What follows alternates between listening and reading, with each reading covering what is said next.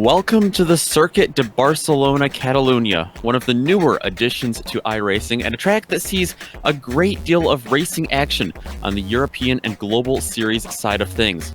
It's also a track notorious for passing to be difficult, but what about in smaller, slower, SCCA-sanctioned race cars?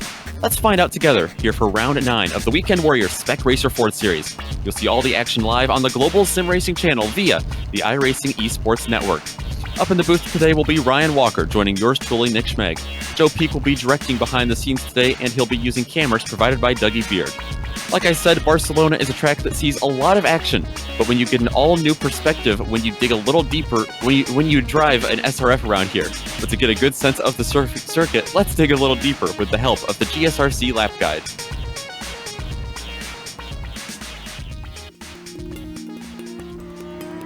Welcome to Circuit de Barcelona. The home of the Spanish Grand Prix for nearly 30 years, it's easy to forget that this is a relatively recently built track in Europe. It's known for its long, sweeping corners and hosts the highest level of open-wheel and motorcycle racing. Placing an emphasis on a good aerodynamic setup with high downforce cars, it's often overlooked that it offers plenty of overtaking for lower-tier racing as well. In fact, most don't take into account that this adaptable track has 5 different layouts to choose from. These range from the nearly 3-mile-long Grand Prix version to the minuscule 1-mile club circuit. Because of the pit straight being the longest acceleration zone, Elf is the most likely spot for drivers to get a pass done. After that, your next hope might be into Lacaja, which, depending on which layout you use, could be a sharpened set of 2 turns or one long hairpin with an opening radius. In the early 2000s, a chicane was added close to the end of the lap, but the old Europe car corner can still be run. The Spanish fans have some gorgeous views from the many hills dotted along the track. And with the international fame this place has built over time, it's no wonder they're almost always full come race day.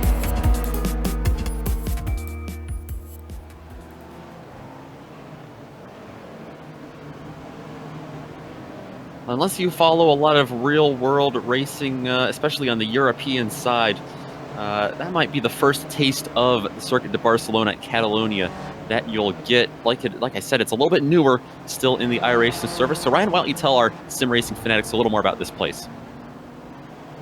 Yeah, that's fantastic. Barcelona track has been, it's been around for ages, but it's went through some updates in the past, and this fantastic track is located in close to the town of Montmelo in Spain, and has 16 turns, and the track length is 2.89 miles in length for 4.65 kilometers if you prefer to use that. And passing places are going to be obviously the home straight heading down to turn 1, and that back straight as well heading down to the final sector. So, and also today the race will require some patience from these drivers, but also strategy could come into effect.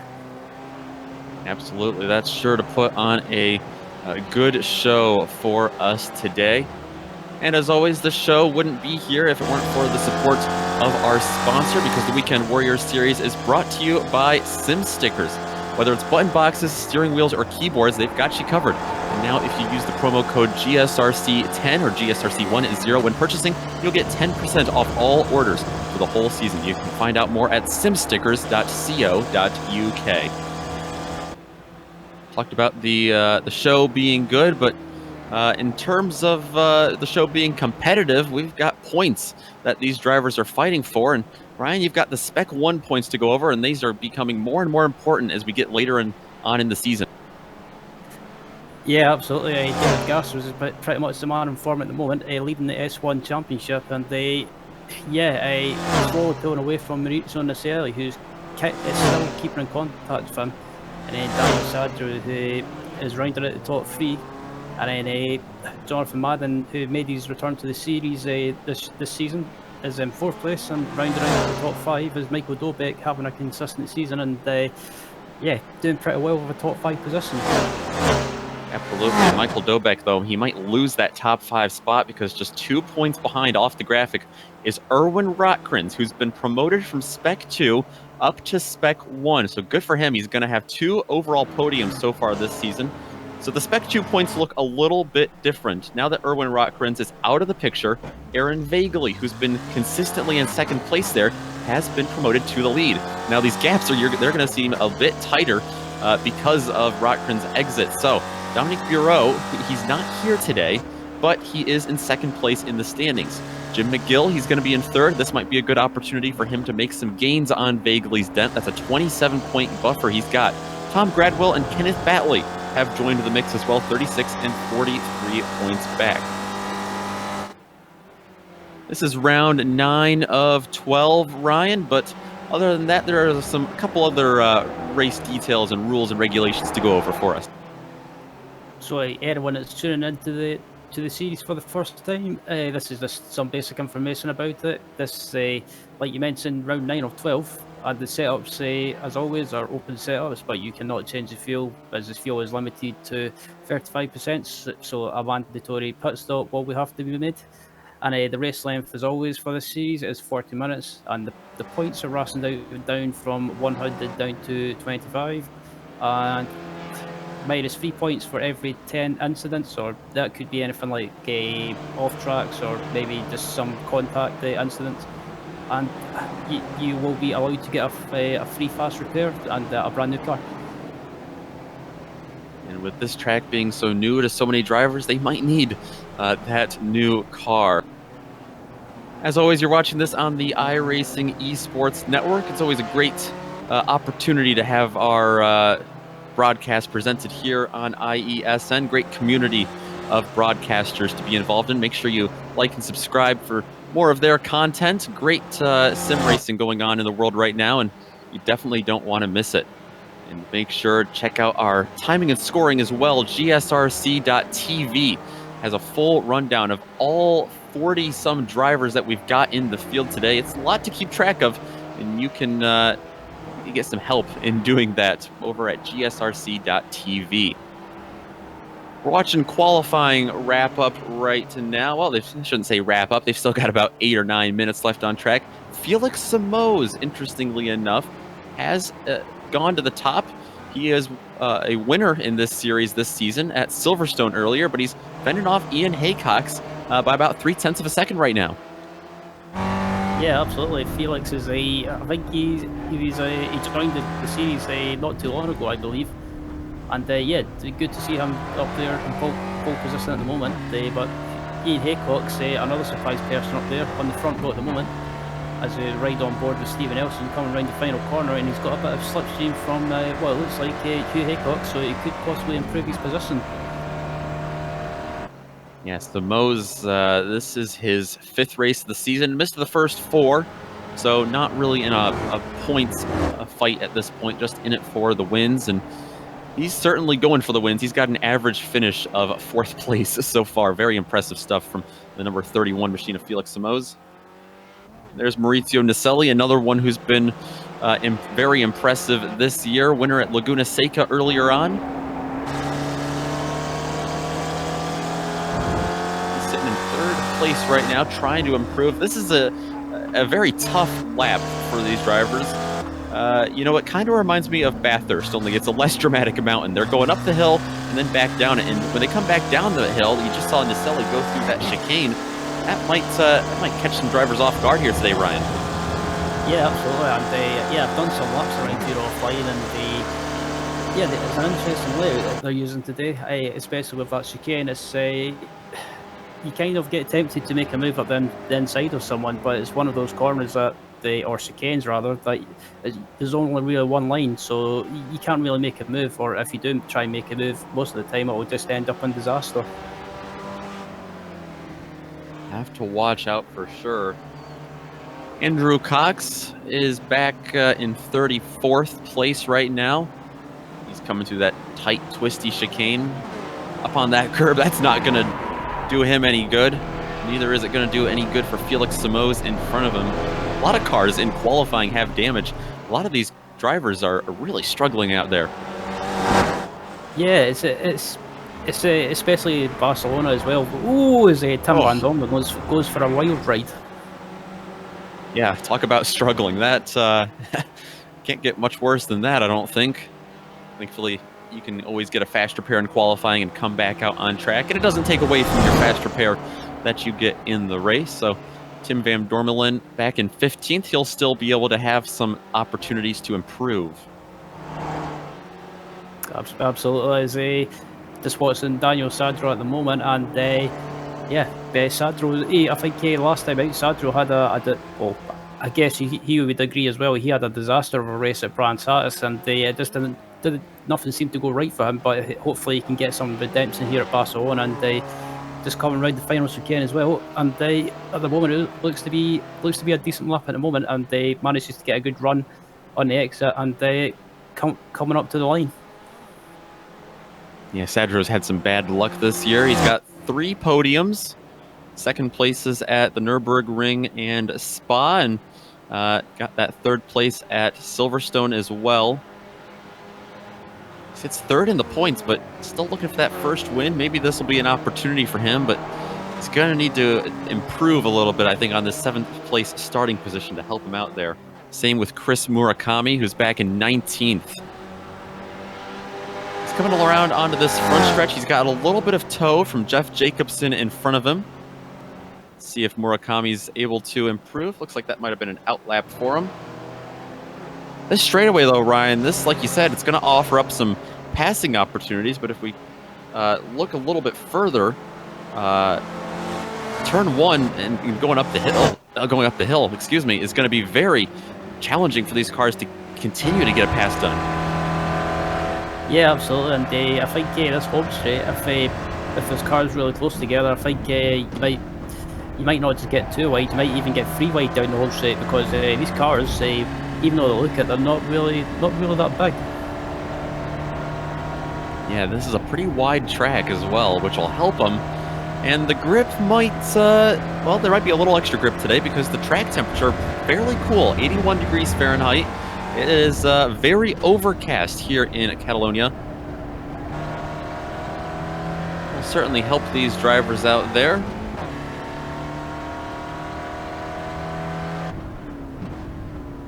They have an accelerated clock in the virtual time here. It's about 11:30 a.m. right now, virtual standard time. So this race will be going into the peak heat of the afternoon. We'll just have to see if the sun's able to break out through those clouds anytime. Yeah, Ian Haycox goes for a bit of a off-roading across the gravel, and still in 4th position at the moment. And yeah, I have to say, Nicholas, the surprise person in qualifying for me, just looking at him in P6 at the moment, is Nico Schuck. Yeah, I'm a bit surprised by that, but good to see Nico having a good qualifying at the moment. Absolutely. Up to 6th, like you said. Meanwhile, while we weren't looking at him, David Gaspers and Erwin Rotkranz filed in 2nd and 3rd. Time is very tight right up at the top of the board. Only about 0.07 of a second separate Simoes from Gaspers. Gaspers, the overall points leader, of course, and he's won 2 of the last 3.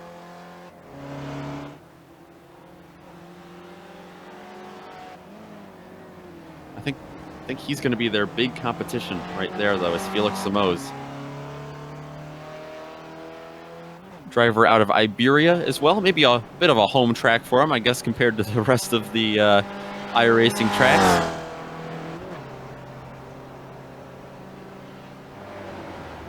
As yeah, comes across the line, and yeah, I believe that Felix, even though he's Iberian, he currently resides in Germany. So yeah, I was a bit surprised when I heard that. But yeah, Felix doing well at the moment in qualifying, and just watched him as well, and he improved his lap time. So it's still sitting on the pole at the moment. Another one who improved their lap time is Maurizio Naselli. He bumped Rotkranz out of the podium, and he is going to go up to 3rd place, rather, in the 44 car. You can never count Naselli out of one of these Weekend Warrior races. And I think this would be a great opportunity. We always know the starts in this series, they tend to be a little bit chaotic. Sometimes they all get through the first couple of turns cleanly. Sometimes we've got a pile up of a dozen cars or so. Barcelona, it holds so many unknowns for us today. Some drivers that start further back, like Naselli in row number 2, they might be able to jump some of the drivers in front of them just based off of that attrition. Absolutely, and also another factor as well with Barcelona in this home straight, and also that long back straight is these drivers can possibly save some fuel. Yeah, one stop is always required out of this series with the limited fuel cells.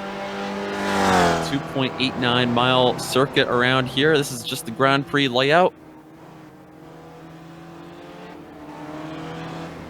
Like you said, strategy might actually become the name of the game, even though we've got a little bit of a draft track here. Definitely some technical portions as well. Qualifying down to 20 seconds. Felix Simoes has been untouched. Kurt Nunez trying to put a last-ditch effort in. He sits back in 28th. 36 cars have posted qualifying times. Looks like we've got 41 drivers at least signed up for this. I see 40 in the session.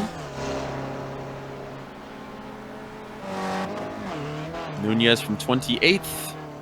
And that one's just a 10th slower than his 206.8. How about Steven Nelson? Looks like he'll take to the infield. Michael Dobek, on the other hand, back in 19th. These curbs here, sometimes they give a little bit of an advantage, like that little runoff that Dobek's able to take advantage of there. That one's going to be about 3/10 slower for him.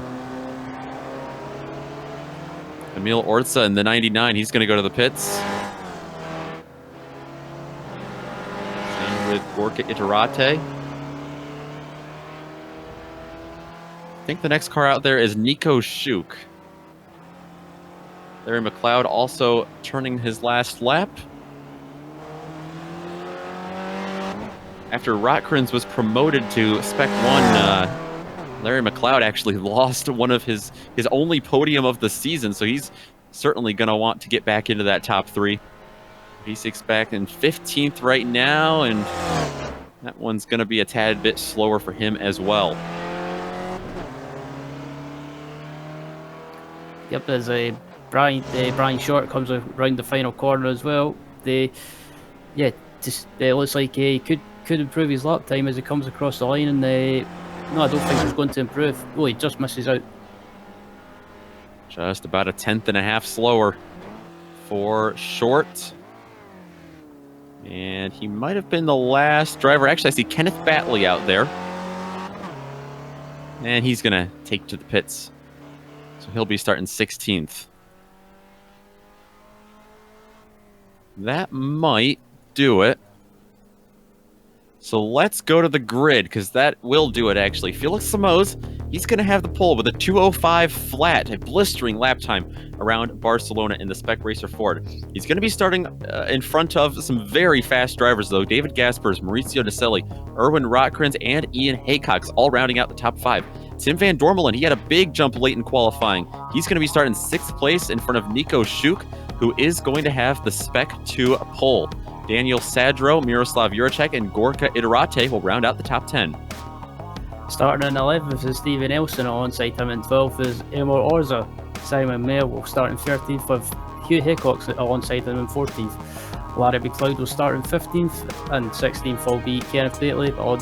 Behind him will be Samuel Dick in 17th, 18th will be Jed Jacobson, 19th Michael Dobek, and rounding out the 20 is Chris Murakami. Row 11 goes to the 8 and the 6 of Miro Haratsky and Bob Kern. Rick Hansen and Ed Doherty will follow, all 4 of those Spec 1 drivers, in front of Will Ferry in the 248. Jerry McReevy is going to find himself starting back in 26th. He's going to need some help along with Tom Gradwell, Kurt Nunez, Paulo Brem, and Brian Short, who will round out the top 30. 31st is Paul Jackson, then Gary Walbot will be in 32nd, behind them will be Jeff Carter in 33rd, 34th is Andrew Cox, Jason Brown in 15th, Giulio Farcolone in 36th, and the rest of the grid did not set a time. Indeed, Michael Shaw back there, that's the biggest name I see, starting 38th. But that is our 40, well, we've got 41 cars signed up. Jeff Bourne, though, in the 61, I don't think he's going to be able to make the grid, so it looks like a nice round NASCAR-style 40-car field that we've got here at Barcelona. Good thing about this track being a little bit newer is we don't have to go through a full pace lap. They'll be starting back right at the entrance, like you said, of that last sector after that long straightaway. I guess you could call that the backstretch. Yeah, absolutely, and I think the opening stages of this race is just all going to be about just settling down and just settling into position and just being sensible. And but on the other hand, we know what weekend warriors is like. Sometimes it's all sensible, and other times it all seems to kick off. Sure does. Despite having a lot of cars here, 40, that's actually one of the smaller fields we've gotten in Weekend Warriors this season. A lot of drivers still unfamiliar with the territory here, I'm sure, as the iRacing Porsche pace car will begin to roll. It is dark out there as we ride on board. That driver starting in row 2, Erwin Rotkrins. Watch out for him today. He's got a little extra motivation, fighting for not just Spec 2 anymore, but also up into Spec 1. He's 6th place in the standings. What a story that would be, to start the season in Spec 2 and finish in the top 5 of Spec 1. Absolutely, as they're coming round to the chicane now, and basically the final few corners, and once the pace car pulls off, we'll be underway. And he has pulled off. Felix Simoes is going to have the preferred line through New Holland. They're already going to get single file behind him. Actually, single file all the way back to like 8th place. The green flag's going to fly for Felix Simoes. This might be a bit of an opportunity, though, for David Gaspers and Maurizio Nicelli to get a big run on the leader in the 31 car. There they fan out, like you said, into turn number 1, going up the hill. Watch out here, because Nicelli's going to try to make it 3 wide through the middle as Simoes goes defensive. Simoes is going to lose out, and Maurizio Nicelli is going to get launched into the lead. Yeah, that was a bit of a brave move by Nicelli, and David Gaspers follows him into 2nd place. And I think Simoes just decided to be sensible and not make a big deal out of it this early in the race. Our first casualty goes to Hugh Haycox. He's spun hard into the wall further back, but Nicelli leads Gaspers, who leads Simoes, Rotkrins up to 4th, and Ian Haycox, who's still got his car in one piece. Nicelli going to go a little bit defensive here. Yep, David Gaspers just Gaspers doesn't look like he's in a rush to get by, but maybe just showing Nicelli that he's there. And as we ride on board with Simoes at the moment in 3rd place, he's just watching here at the moment and keep just watching what these guys get up to. And Gaspers and Nicelli pulling away slowly a little bit, but we know what that draft is like, and Simoes could use that to his advantage. And that draft is what we're going to see right here onto the straightaway. Nicelli trying to fend off Gaspers, who's going to get a decent run through La Caixa. Up the hill. They're going to have to watch out for that tough chicane that is coming up. This is where, oh, look at how close Gaspers got. Comes through. Everyone looking to be minding their P's and Q's for now. Oh, but look at Gaspers. He gets a big run out of the chicane. Nicelli took it a little bit too conservatively. And after a long lap 1 and a couple of lead changes, it's going to be David Gaspers finding himself on top of the timing board. David got a great run in the exit of the chicane, and managed to get, well, basically a great run. But look at Maurizio Nicelli. He's got the run in Gaspers again, and it's just like we were talking about, that slipstream is it comes into effect big time around here. If you pass someone, they'll be able to pass you right back just because of the slipstream effect. That's what happened to Tim Van Dormelen in 6th, who finds himself now in 7th because Daniel Sadro was able to utilize a little bit of draft there on the front stretch as well. Running on board with Rotkrins. This is a long right-hander. Oh, look at in front of him, Simoes. He's struggling with that sweeper. Yeah, he just missed the corner a little bit, and they ran wide, but managed to get it back in and square the corner off. And at the moment he's under pressure from Rothkrans, and also behind him is Ian Haycox. Ian Haycox has had a very quiet start to this race, starting 5th, and he's going to find himself on the wrong side of that yellow curb. That is going to cost him, because here comes Sadro right up to the back of the 35, but he's not going to actually lose a position quite yet. I think he's got more slowdown penalty to pay, though. He definitely does. There they go. They whiz right by him. He's going to lose even more. That's Steven Elson and Larry McLeod coming through as well to get by him. Yeah, back up front, though. Yeah, the battle. I was just about to say as well, the battle for the lead up at the front is starting to get a little bit more feisty, and Felix Samos tries to take a look up the inside of the Selly, but yeah, we've got a 4-car battle for the lead at the moment, and you know who I think the person is in the box seat at the moment watching this is Elron Rothkrans. Yeah, he's sitting back there. He's being patient for now. Another great run through the chicane for David Gaspers. Man, he is absolutely loving that part of the track. It's really playing in his favor. Naselli can't catch him. Look at that gap back to Felix Samos and Rothkrans now. As David, I was about to say David Gaspers had the fastest lap of the race, but that honour goes to Steven Elson now with a 2:05.825. So yeah, the slipstream is making that chopping and change, and if I try and get my words right, but further back in the pack, it's Steven Elson is currently trying to get by Tim van Domelen for P6, and yeah, I have to say everyone's being sensible at the moment. Certainly are. Gaspers has been caught once again, but doesn't seem too bad. Let's jump back a little bit outside the top 10. How about Simon Meyer holding off Chris Murakami, Emil Orza, and Michael Dobek? This is a battle for 11th place. Yep, and this battle is starting to this pack rather is starting to bunch up, and yeah, Simon Mayer under attack from Murakami, who's under attack from Orza, and yeah, Dobek and Bately are rounding this pack off at the moment. Man, that yellow curb to the right there, that's already caught a lot of drivers out. That's a tough one to get around, especially in these cars where they'll snap if you really tug on the wheel quickly. Riding on board with Emil Orza. Oh boy. Real tight up underneath.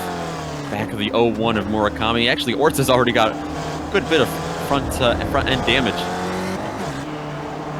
Yeah, it's this car is as Orza runs wide onto that yellow curb on the outside, and yeah, this car, like you mentioned, it's one of those cars that you can't really overdrive it or push too much, otherwise it will just bite you, especially if you take too much curb, like some of these anti-cuts, for example, that will just sometimes it can give you some front end damage, like we're seeing on the front of Orza's car. We've got a big run for Erwin Rothkrans on the front stretch right now. He's just launched by Felix Samos, and Daniel Sadro is coming with him. Oh, they're going to go 3 wide. I don't think that's going to work. Sadro's going to back out. The 31 of Samos is going to try to sneak up the middle and stay there. He's going to keep that position. Meanwhile, further back, you see Van Dormelen and Elson still battling for 6th place. Great action as they head back up the hill. Yeah, absolutely. And yeah, if we get a chance, it might be worth having a look at the replay of the opening lap. Looking at the replay to see what happened to Nico Schuck, who unfortunately got caught up in the mayhem on the first lap after having a great qualifying. Yeah, he did. Let's take a look at that. We've got that up here in 1 second. Nico Schuck was involved. I've also seen Hugh Haycox in the pits, or he had gone to the pits at least. Gorka Idarate also taken out here. Aerial coverage here. See, maybe 3 wide going into the S's. To the inside of that curb, and we've seen that in Formula 1 at this track. It just doesn't work. That was unfortunate. I think, I wouldn't say that was Hugh's fault. I think Hugh was just trying to make it through turn 1, and unfortunately he got tagged and got sideways, and unfortunately tagged Nico. And yeah, both of them were just innocent victims in that accident. But yeah, back live at this, looking at this battle with Chris Marikami and Simon Mayer, and Emma Oza also behind these guys as well. So yeah, fantastic racing throughout the field. Yeah, they're all bunched up back here. Watch out! Hard on the brakes goes Emil Orza, trying to get that car slowed down so he doesn't get in the back of Simon Meyer. That's going to really hurt his corner exit there. Back on the front stretch, he's going to be under threat from Michael Dobeck.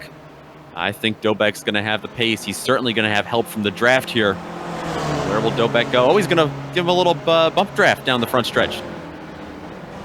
Yeah, yeah, these guys working together just to try and stay with the pack in front, and it's yeah, it's good. Yeah, good to see from Michael. It's he could have went by Emil and yeah, went by him, but on the other hand, it's he could use that slipstream to his advantage and maybe just try some fuel saving as well. So yeah, decides to stay behind Emil and just decides to give him a bit of a bump draft. Watch out for Sam Dick closing in as well.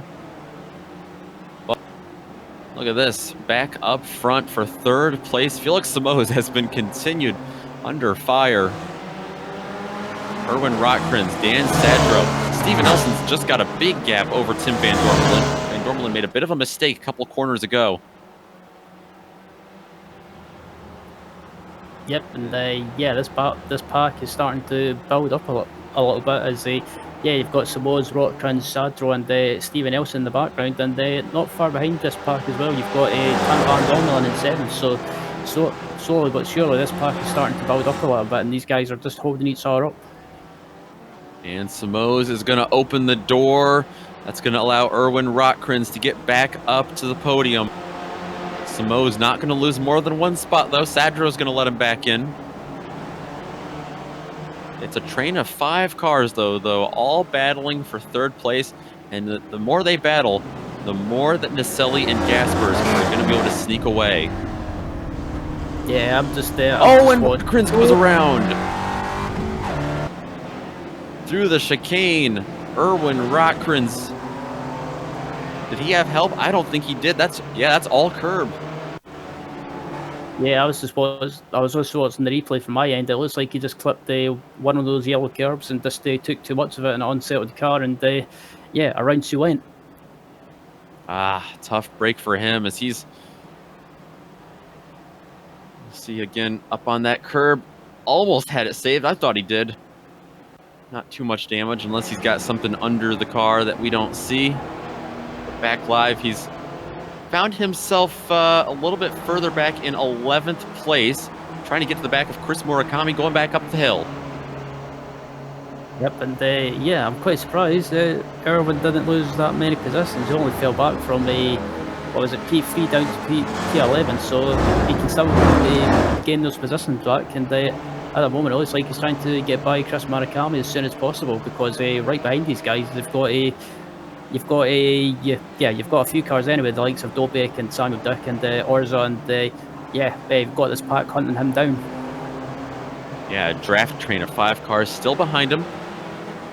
Michael Dobeck, he's made a couple of big moves this lap. He's gone from 14th up to 12th, where he leads Emil Orza and Simon Meyer, who we haven't mentioned yet, but he is still the Spec 2 leader over Kenneth Batley back in 16th place. And Steven Elson back up front has gotten past Simoes. Same with Daniel Sadro, who stays up there. Simoes, after starting on the pole, continues to fall back. He's back to 5th, and Tim Van Dormelen's still going to put pressure on him. Yeah, Simoes seems to have lost his. I don't know what's up with him. He seems to have dropped off the pace a little bit, and just the early stages of the race he was struggling, and they maybe just got slightly rattled a little bit. But at the moment he's still in P5, but probably not where he wants to be. He probably wanted to be right up there challenging Gaspers and Naselli, but at the moment he's scrapping with Sadro and Van Dormelen, and also Haycock's in the background as well for the final step on the podium.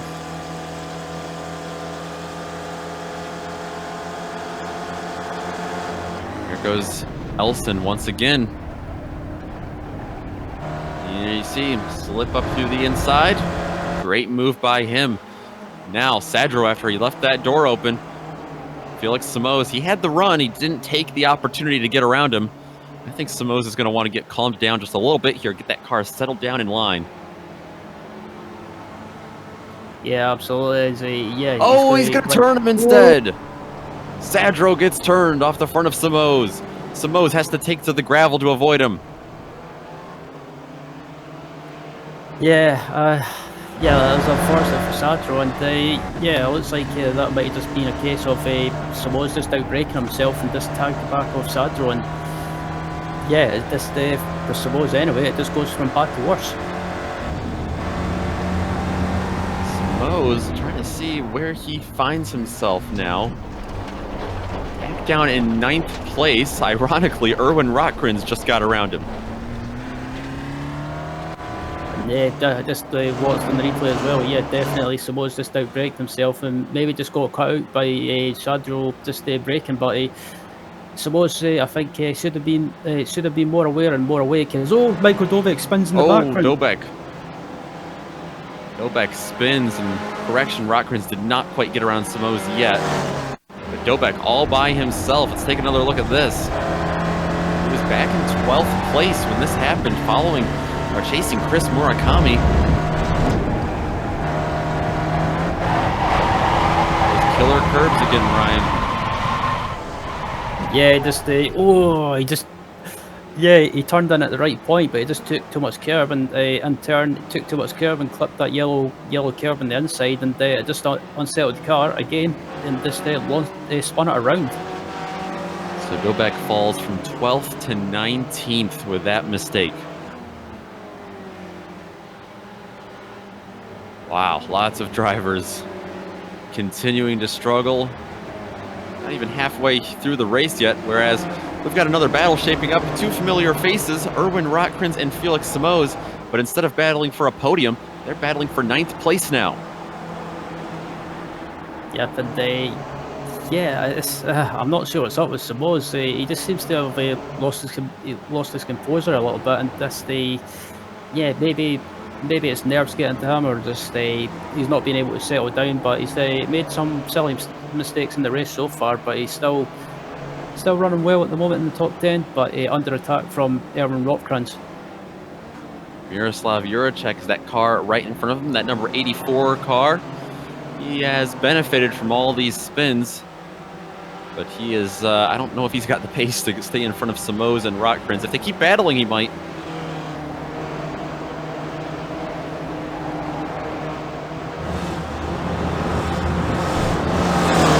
We haven't checked in on our leader in a while, but it is still David Gaspers up front.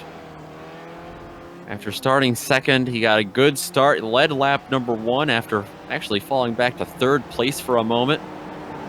And it looks like he might be running away with this. He's pulling away just slightly from Maurizio Naselli every single lap, it looks like.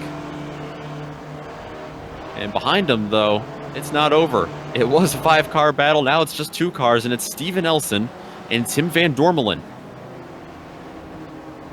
Yeah, these guys have managed to pull away from the pack behind them, and they just build up a little bit of a gap. And at the moment, it's Elson and van Dormelen battling for the final. And Elson's gone to the pits. Yeah, I was about to say Elson's dived into the pit. All right, so that strategy you were talking about we're starting to see it play out. A couple other drivers follow behind him.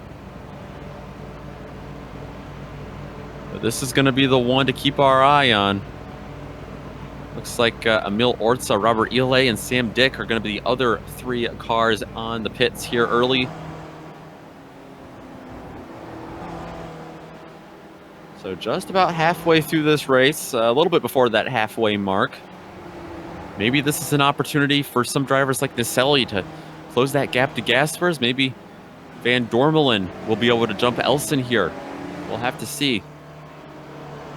Yeah, it's quite possible, because just watch now, Elson's came out the pits, and he's got a little bit of traffic in front of him, but he's got a bit of a gap in front of him as well to the traffic, so I don't think he'll be held up too much. But at the moment, I think if I was maybe van Dormelen, maybe excuse me, pit at the end of the lap and maybe just try and cover Elson off.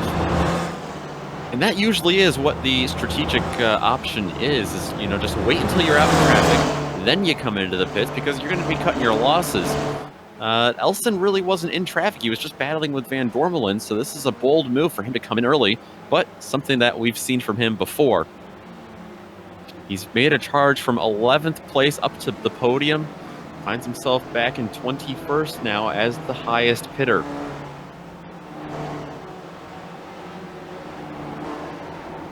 Yeah, what's in the battle for fourth position at the moment between Ian Haycox and Larry McLeod, and yeah, Larry's been having a not a quiet race, but he's been having a good race so far, and yeah, being awarded with 5th position at the moment, and putting Ian Haycox in front of him under huge pressure, and yeah, I'll be interested to see what these guys do with regards to the pit stops and strategy with some of these guys pit early and maybe try and yeah, Larry McLeod, as I say that, decides to dive into the pits. He did indeed. First pitter of this lap. Everyone else staying out. Actually, so far the only pitter this lap, it looks like. There's the gap right behind him. Ed Doherty and Jeff Jacobson continue to battle. Back for what is now 13th. It's about to become 12th place after they get by Larry McLeod. Jacobson's closing in. Both of these guys have been hard chargers, especially Ed Doherty, who started back in 24th, and he finds himself up to 12th. Also, yeah, it looks like the battle for the P6 at the moment might be looking good at the moment, as yeah, this battle is between the Samoz and the Miroslav Jurasek. Great job by Samoz to come back this far. He's left Erwin Rotgrens in the dust. Rotgrens has not been able to keep pace with the 31 of Felix Samoz.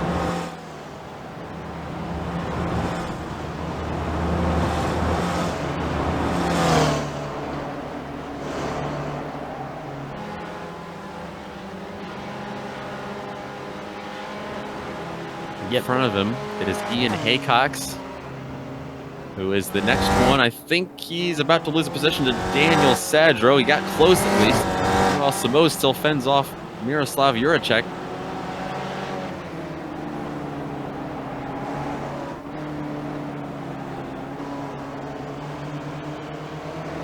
Yeah, at the moment it's yeah, it's still got this pack with Haycox and Sadro and Samoz as well, and yeah, these guys will still got to pit. So yeah, I think most of the front runners at the moment, I think, or I guess anyway, they'll try and go as long as possible and just maybe try and run the tank dry. Well, Ian Haycox is in, and he was losing pace, but he's chosen to come in now. Chris Murakami, Kenneth Batley as well. Kenneth Batley actually got around Simon Meyer on that last lap. Meyer had a little bit of an off track through the sand.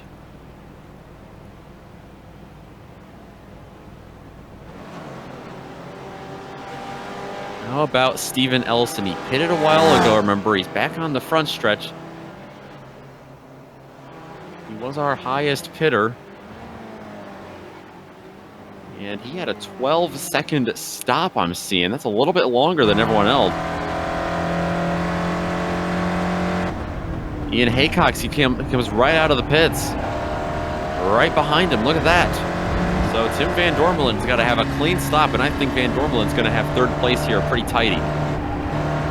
That's possible, but I think Van Dormelen, he needs to have a clean entry into the pits, and they try not to lose too much time on the pit entry, and also have a clean stop, and they make sure he gets a clean getaway and a good pit exit. So yeah, the 3 vital things for his pit stop that he needs, and yeah, if he has a good pit stop, like you say, he could come back out possibly round about the Elson and Haycox, but he needs to come out in front of them.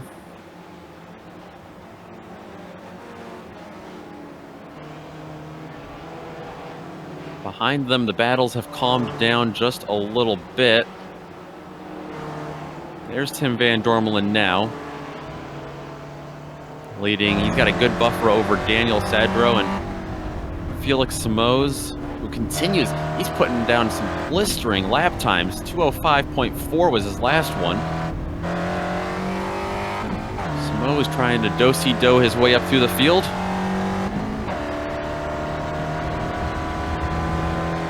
Absolutely. As Van Dormelen comes round again onto the home straight, and Van Dormelen at the moment, if I was Van Dormelen, I would be trying to go as quick as possible and try and put down some hot laps. But at the moment he's still not out of reach of this pack with Sadro, Sumoz, Jurasek, and Rotkrans. So these guys are still putting him under pressure. Yeah, I'm surprised Samoz wasn't able to draw closer to Sadro there, as we've got a little bit of a battle behind him. Juracek trying to fend off Rotkrans. Rotkrans is there. We was wondering if he was going to be able to get around him. Not quite yet. They've got a long right-hander to go. And Rotkrans is going to have the room. No! Juracek later on the brakes, but further out on the track. He washes out. Rotkrans underneath him. He will get the job done. Now his new task is to get up to the back of Samoz. Well, first he's got to fend off Juracek, who looks to be coming back, but then he's got to get up there and tag along with Samoz. Yeah, absolutely, and that was a great move by Rotkrans. He managed to get the move done, and Rotkrans at the moment, just looking, it looks like he's pulling away a little bit as he clips a little bit of the grass, and he's lucky not to get sideways there. And pull away, pull away from Jurasek at the moment. I wonder if he'll be able to close the gap down to Samoz, or maybe even if he might try and dive into the pits early and maybe try and do an undercut in the cars in front.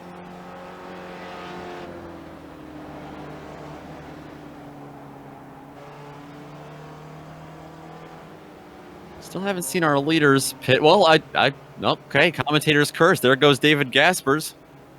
How about Nicelli? No. Lead change up front because Nicelli is going to stay out. David Gaspers is in. That was a big gap they had in between them. And it was a growing gap. Nicelli, you've got to do this, Brian. You've got to take a different strategy than Gaspers here just to see if it works. Yeah, absolutely. I think Maurizio might be trying maybe just trying to run the tank dry, but David Gaspers saw the traffic up ahead of him and may possibly thought that he might catch the traffic in the wrong places or in the final sector, somewhere in the final sector where he didn't want to. Decided to play it safe and just dive into the pits and see if he can try and jump the Selly. Really short stop for Gaspers. Daniel Sadro also coming out of the pits. Sadro finds himself in front of Haycox and Elson, so this looks like it did not work out for Elson at all.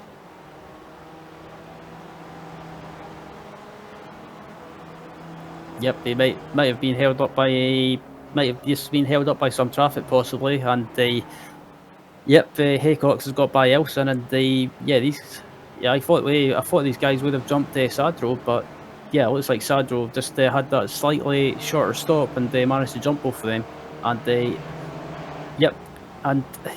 Van Dormelen's still got to pit, and so does Nicelli, so, and especially Van Dormelen, I'll be interested to see if he can jump both these guys. Sadro was in the pits for about 2 seconds less than Steven Elson and Ian Haycox, and, well, look at that, he's got a 2-second lead over them back out on track, but Elson looks to be not really pushing the issue very much here with Ian Haycox. They kind of fall in line. Meanwhile, here's Maurizio Nicelli, expecting to see him come into pits, if not this time, very soon, as we're down to less than 13 minutes in this race. Don't think he can stretch it that much longer. And Maurizio Nicelli is going to agree with me there. He's going to head to the pits. Yep, sail into the pit lane, and I'll be interested to see if Van Dormelen dives into the pits as well. I'm just keeping an eye on him to see if he does the same, and yes, he does. And so does Samoz. Samoz makes up a lot of time in the pits there, chasing down Tim Van Dormelen. So Miroslav Juracek stays out on track. This is something we've seen him do a couple times before. Take a look at the pit stop comparison, though, between Gaspers and Nicelli. That's for the race lead. Yeah, Gaspers, I didn't think he was going to be touched. That was a quick stop that David had. Naselli can't compete with that. Yeah, and look at the time if Gaspers has gained on Naselli as well. He's just basically, you'd probably say like he's gained about 2 seconds on him, or extra 2 seconds on him in the stops. And Van Dormelen's coming out as well. Can he get ahead of Elson and Haycox? Yeah, he can, but he can't get out in front of Sadro. Man, Daniel Sadro with a great stop. Not quite as quick as Gaspers, but not too much slower. It's really going to help him. Midwest driver. Remember, Sadro's still third place in the points. He could possibly chase down Naselli a little bit there. So everyone's come in except Miroslav Juracek. He is remaining on track on the back stretch right now, expecting him in this time. Well, he's going to have a little bit longer to get there, locks it up a little bit. Hopefully he's got enough fuel to get around another mile or so. Yeah, I think Juracek should be in at the end of his lap, and yeah, looks like I think everyone at the moment has basically made their pit stops apart from Juracek, and I think just watching Juracek to see if he comes in, and yes, he does. He's cutting it close for sure. Hopefully he can slide into his box. I think he's already lost time because of that.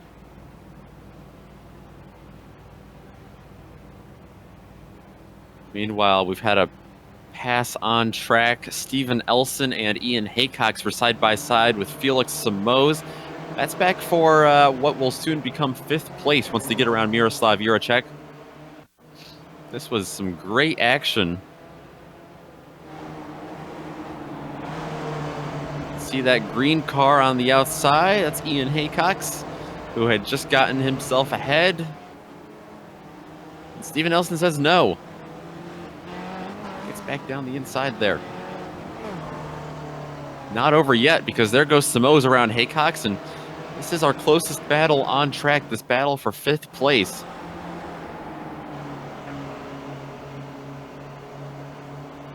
Yep, and yeah, these guys are still close together, and Elson has managed to just create a bit of a gap to Samoz at the moment, and it looks like Samoz and Haycox will be battling for P6 at the moment, and closing these guys down in P8 as well is Larry McLeod. So if these guys get caught with each other or they do anything silly, McLeod could be there to pick up an extra couple of places.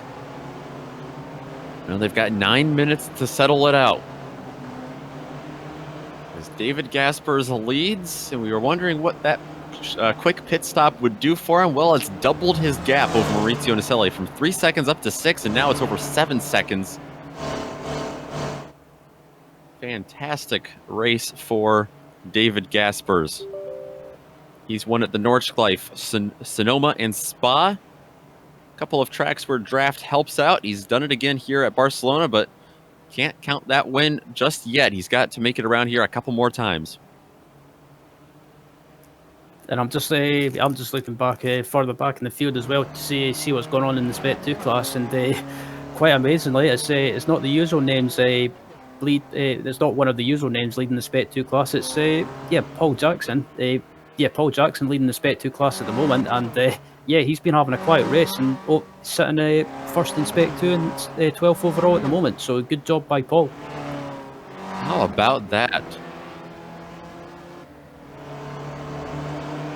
Looks like Jackson might have stayed out a little bit longer. I think he's come into the pits afterwards. So it looks like Kenneth Bately actually just got around him there. But that is still a change for position, because Simon Meyer was winning the Spec 2 class.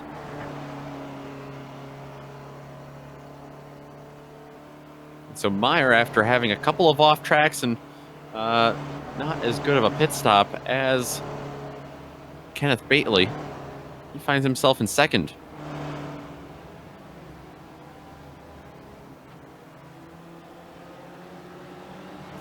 Yeah, absolutely. They, still in second place at the moment. They, as it stands, is Maurizio Naselli and David Gaspers again.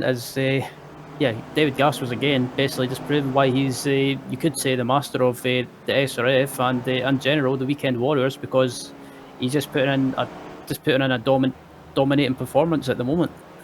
Yeah, if you were wondering how these drivers were going to adapt to running Barcelona for the first time, well, they've done it pretty well. Some better than others, but David Gasper is better than them all. Still battling for, well, it was 5th place, but they've actually caught, working together with the draft, they've caught Tim Van Dormelen for 4th place. Felix Samo's right behind, fending off Elson and Haycox. They all ride in line, but their patience has got to be wearing thin because they're down to 6 minutes left, and this is a battle for position. Absolutely, and this is, excuse me, this is the stage of the race where everyone starts to get their elbows out a little bit and start battling amongst themselves, because they've got a chance of gaining more positions, and also at the moment it's so close to one of these guys. You're stuck behind someone sometimes. It's so easy to get frustrated because you know you're quicker than someone, but you just can't get by them. Well, that's what Samos is feeling right now. He's going to go to the inside, and late move from Van Dormelen, almost got into the side of the 31. Samos is going to take 4th place for now, but watch out behind him. Elson's going to be closing in on Van Dormelen. Takes a peek up the inside. He's going to think better of it. Slips back in the line as they go up through the S's. Yeah, I thought Stephen Elson was going to throw it right up the inside there, or phrase that, I thought he was going to send it up the inside and make a move, but he decided to back out of it. And behind these guys as well, you've got Ian Haycox, and not that further back is Larry McLeod as well. Samos went a little bit defensive, but Van Dormelen called his bluff. He jumps to the inside as well. Look at the aggressiveness Steven Elson is showing back there in the 56, and now he's too aggressive. He gets into the side of Van Dormelen, and around he goes. Van Dormelen trying to keep it together. He's going to lose it as well. They're both going to lose out big time. Yep, as just waiting for the replay to come up now, but that was a bit silly from Elson. He just sent up the inside, and it was a bit over aggressive from him. Great job by Ian Haycox to get around both of them. He had 2 cars sideways in front of him through that. There's the green car behind him of Haycox. And then another one he gets by. How about that? Haycox from 7th finds himself in the top 5. Yep, Ian Haycox was in the perfect position there. The box seat position, you could say. And Van Dormelen and Elson got caught with each other. And Ian Haycox just said, "Thanks very much, guys. I'll take those positions," and snuck by.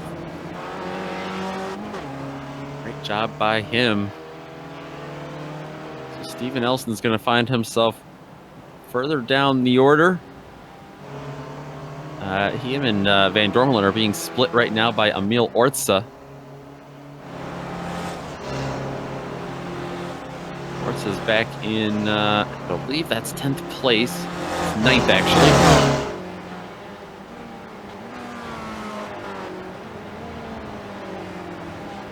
Van Dormelen, though, he might get a little bit of a revenge if he can catch up to Steven Elson. He might be able to get around him and have the last laugh here. Yeah, absolutely, and I think Orza runs wide a little bit in turn 1, and that gives Van Dormelen the advantage and the opportunity to sneak by him and gain the position. And I think Tim Van Dormelen might be a little bit fired up after that. I know I would be. Van Dormelen, he's going to get around the inside of Orza. Emil wants nothing to do with this. He's only going to have about 2 laps left, it looks like, though, because Gaspers, he is making his way on lap number 18 right now. All by himself. He's having a nice Sunday drive.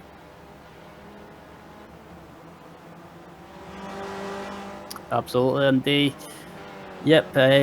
I'm just looking now, and it looks like everything's settled down a little bit. The only battles it looks like we've got is this one further back in the pack between it looks like Elson Van Dormelen and Orza, and Van Dormelen pulling away slightly from Orza, and I think if Orza went by Tim, I think Tim should do the sensible thing and use the slipstream and see if they can close up the Elson. Orza's giving him a little bit of help right now.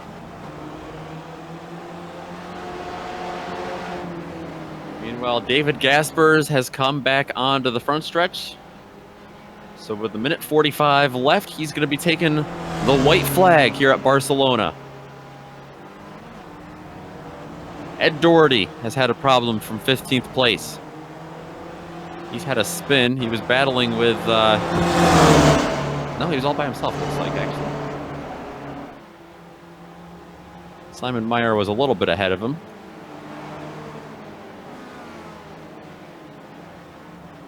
Doherty went to the outside of Meyer, and... Nope. Certainly not by himself. Yeah, I think I think there was nothing intentional on that. It was just just a mistake by Meyer. But I think is Meyer trying to let Doherty back through? But I think he might be a little bit.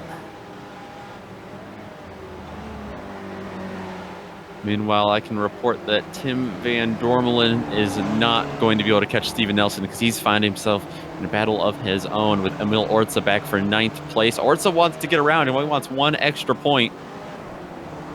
Right up tucked underneath that number 20 car. He's going to pull out a line there. Just can't quite get underneath him. There he goes, though.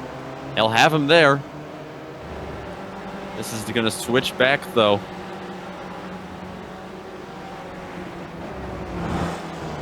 Orza's going to have it. That left-hander. Can Van Dormelen get him up the hill? Only a couple of opportunities left. He's going to have a big wave of draft, though, here. This is going to be his best opportunity. Look at how defensive Emil Orza is going down low. Way around the outside, late on the brakes. Van Dormelen, great job. Can he keep it to stick? He's locked up. But we've got to jump to the leader. David Gaspers comes out of the final turn for the final time after 19 laps. It's going to be another win. Win number 4 of the year for the Weekend Warriors for David Gaspers as he gets the job done. Meanwhile, Van Dormelen has gotten around Orza. Can Emil Orza find his way back around through the chicane? Slides a little bit. That's going to ruin his opportunity, I think. Van Dormelen is going to be licking his wounds as he finishes behind Steven Elson. Orza not able to fight back.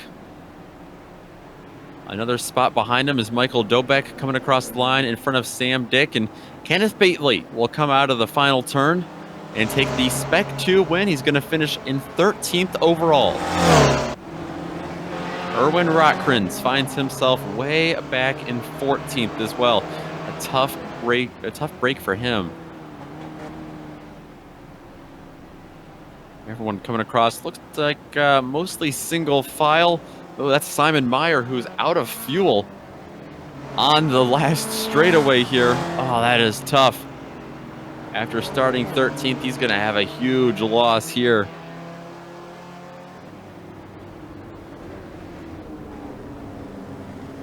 That is going to do it for all of the battles on track. We've got more racing coming up with Global Sim Racing Channel. Make sure you write down, check out all of the races coming across the screen as we go to break here. But when we come back, we've got a full rundown of the 40 drivers who took the grid today and some driver interviews.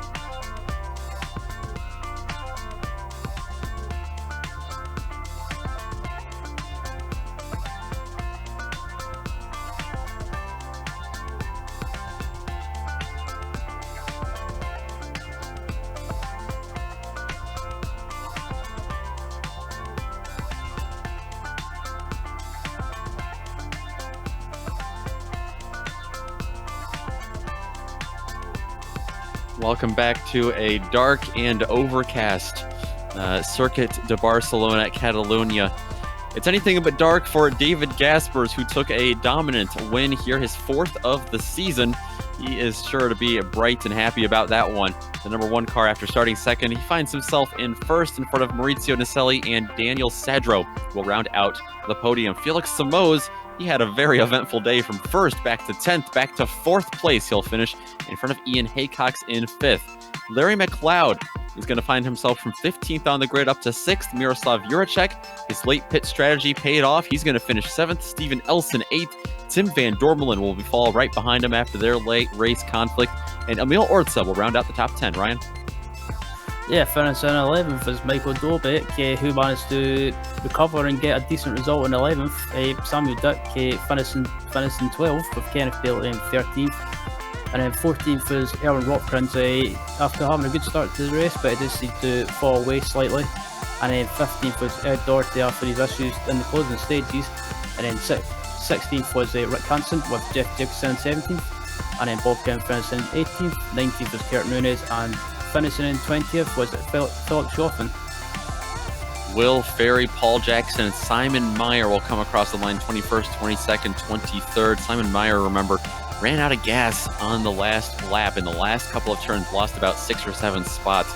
But they're still going to be finishing in front of Michael Shaw and Chris Murakami, who got involved in a couple of issues today. Tom Gradwell and Nico Schuk. Schuk had a terrible day from 7th down to 27th. Gary Wolbott, Miro Horatsky, and Jason Brown will round out the top 30. 31st was Jerry McAreevy. 32nd was Jeff Cantor with Andrew Cox in 33rd. 34th was Giulio Forcolin. 35th was Paolo Brem, Gorka Iterati in 36. And the rest of the pack were either many laps down or retired from the race. Yeah, the notable one there being Hugh Haycox got involved in that lap 1 wreck. But a driver who didn't get involved in a lap 1 wreck was David Gaspers, who's standing by with us now. Gets his 4th win of the season, like I mentioned, but pretty quiet race for you there, David. Yeah, after I didn't really get a lap together in qualifying, but with a strong draft into turn 1, I think Maurizio was fighting me for the first 2 laps, but then lost the draft. So after that, it was just managing the tires for the first stint. I nearly messed it up at the pit stop and stopped refueling at the amount that I wanted to add instead of adding that. So I had to save fuel for the rest of the race. Yeah, all by yourself. I'm sure that definitely came into effect, having to save fuel. No draft at all to help you. Didn't really have much lap traffic out there, so you got to see the track for a good number of laps all by yourself. What do you think of racing these cars around Barcelona? I think it's a great combination. I don't really get why so many people are against this. Certainly put on, I know not so much up front, but put on some fantastic racing back through the field. So, yeah, I agree. Great racing all throughout today, but you got the job done here. Of course, leading the points. Only a couple of rounds left. How are you feeling about the rest of the season? We go to another classic track of Interlagos next week. That's always fun in this car. I'm looking forward to that. I can't really remember what other races we have left this season or what week we were in. But yeah, should be good. Awesome. Well, hopefully we get to talk to you again. Before we let you go today, anyone you want to thank or give a shout out to? Yeah, as always, thanks for the broadcast and SimStickers for sponsoring us. Absolutely. Love that they've come along for just a fantastic season that this has become with the Weekend Warriors. That's David Gaspers finishing 1st place today, once again, but this time at Barcelona. Meanwhile, Ryan, you've caught up with a driver who finished in the podium, but down in 3rd place, but moved up quite a few positions from the start. That's Daniel Sadro. Yeah, Daniel seemed to be a bit further back in the pack at the start of the race, but managed to recover to finish on the podium. And Daniel, I have to say that was looked very feisty and a lot of fun from where you were. Well, I guess I've always wanted to know what being a ping pong ball feels like. Just a lot of got hit a few times, but was able to keep it going and yeah, had a good finishing position. I mean, I raced pretty much as well as I could have. Some errors here and there, but it was just really fortunate to have finished third.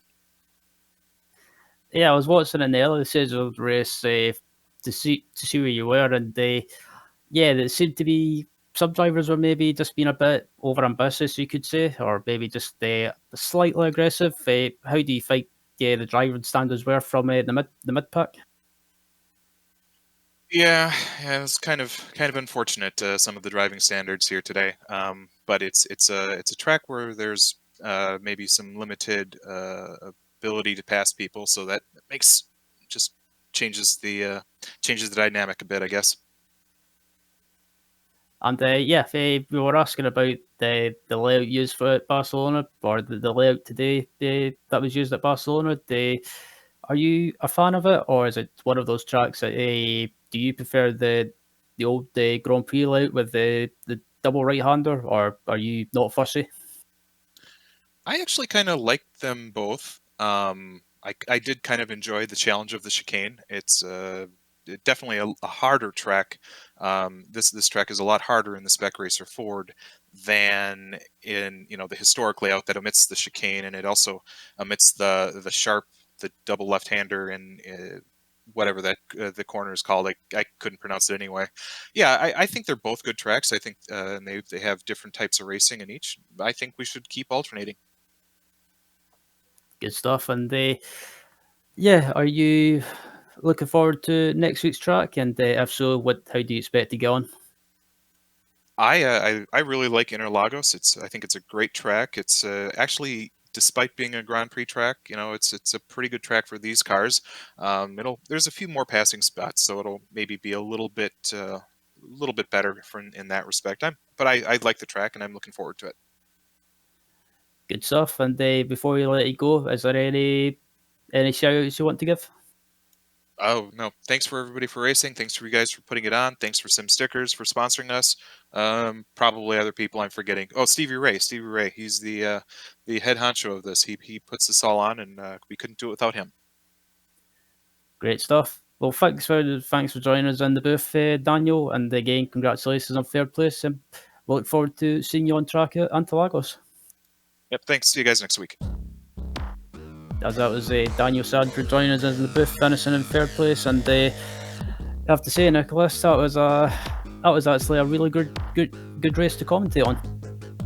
Yes, certainly enjoyed it. Certainly enjoy calling this up in the booth. Fantastic series that, like he said, Stevie Ray has been able to put on here with the Weekend Warriors.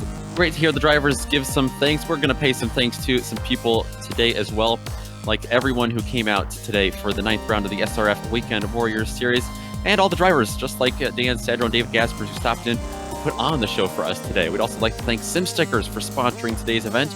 Don't forget to check them out at simstickers.co.uk. An additional thanks to all the amazing companies that provided the software and hardware that we use to create a GSRC production for you.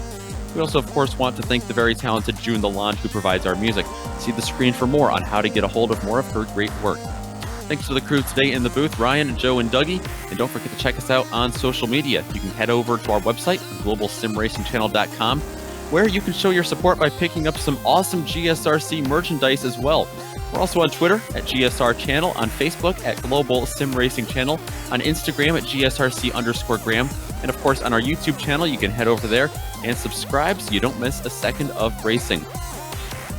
Make sure to join us and the PRL NASCAR Cup Series from the Paperclip, Martinsville, at 8:50 p.m. Eastern tonight. But to see more of today's Weekend Warrior racing, we're going to be back next Sunday, like I said, for round number 10 down in Brazil at Interlagos. With all that being said, thanks so much for joining us today, and until next time, race clean, race hard, and we'll see you on the track.